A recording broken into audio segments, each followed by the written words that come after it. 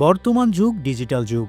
Smartphone, Facebook, YouTube, TikTok ও বিভিন্ন online platform আমাদের দৈনন্দিন জীবনের অংশ হয়ে গেছে।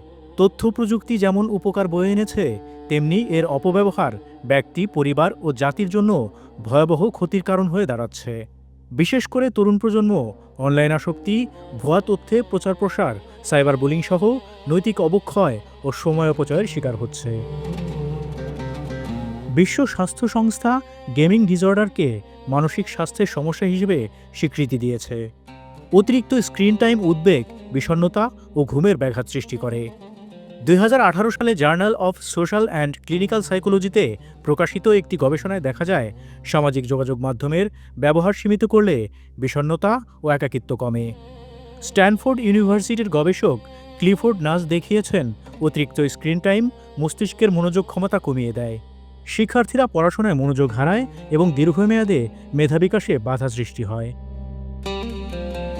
এমআইটির গবেষণা প্রমাণ করে, অনলাইনে ভুয়া খবর সত্য খবরের তুলনায় দ্রুত ছড়িয়ে পড়ে। এর ফলে সামাজিক বিভ্রান্তি, বিদ্বেষ ও সহিংসতা পর্যন্ত সৃষ্টি হতে পারে। অনলাইনে অশালীন কন্টেন্ট সহজলভ্য হওয়ায় কিশোর কিশোরীদের চরিত্র ও নৈতিকতা ক্ষতিগ্রস্ত হচ্ছে। বর্তমান বিশ্বে গড়ে একজন মানুষ প্রতিদিন প্রায় 6 থেকে 7 ঘন্টা ইন্টারনেটে সময় ব্যয় করে। এই সময়ের বড় অংশ অপ্রয়োজনীয় স্ক্রলিংয়ে চলে যায়, যা ব্যক্তি ও জাতির উৎপাদনশীলতা কমিয়ে দেয়। রমজান শুধু উপবাসের মাস নয়, এটি আত্মসংযম, নৈতিকতা ও আত্মনিয়ন্ত্রণের প্রশিক্ষণ মাস। রোজার আত্মসংযম ও আল্লাহভীতির এই শিক্ষা অনলাইন ব্যবহারের ক্ষেত্রে সচেতনতা সৃষ্টিতে প্রযোজ্য। রোজায় মানুষ হালাল খাবার থেকেও বিরত থাকে নির্দিষ্ট সময় পর্যন্ত।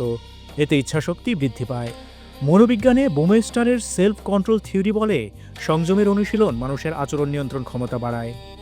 রমজানে এই সংযম অনলাইন ব্যবহারে প্রয়োগ করলে আসক্তি কমানো সম্ভব।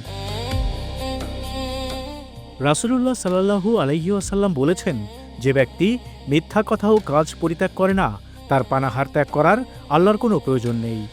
এ হাদিস স্পষ্ট করে, রোজা শুধু ক্ষুধা সহ্য করা নয়, মিথ্যা, গীবত, অশ্লীলতা থেকে বিরত থাকা।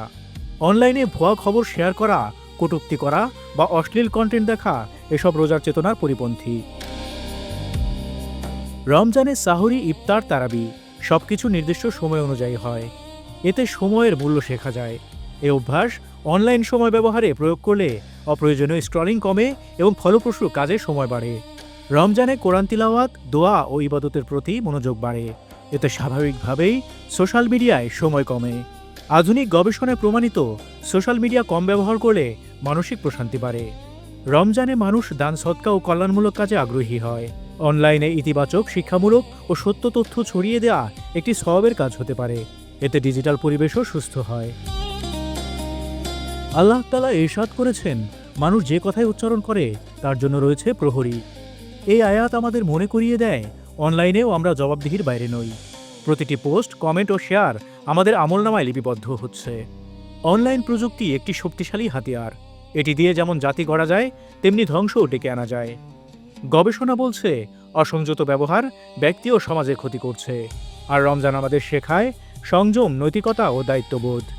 যদি আমরা রোজার আত্মসংযম, সময় শৃঙ্খলা ও তাকওয়ার শিক্ষা অনলাইন জীবনে প্রয়োগ করতে পারি, তাহলে ডিজিটাল জগৎ হবে নিরাপদ ও কল্যাণকর। সচেতন অনলাইন ব্যবহারই পারে একটি সুস্থ, নৈতিক ও উন্নত জাতি গড়ে তুলতে।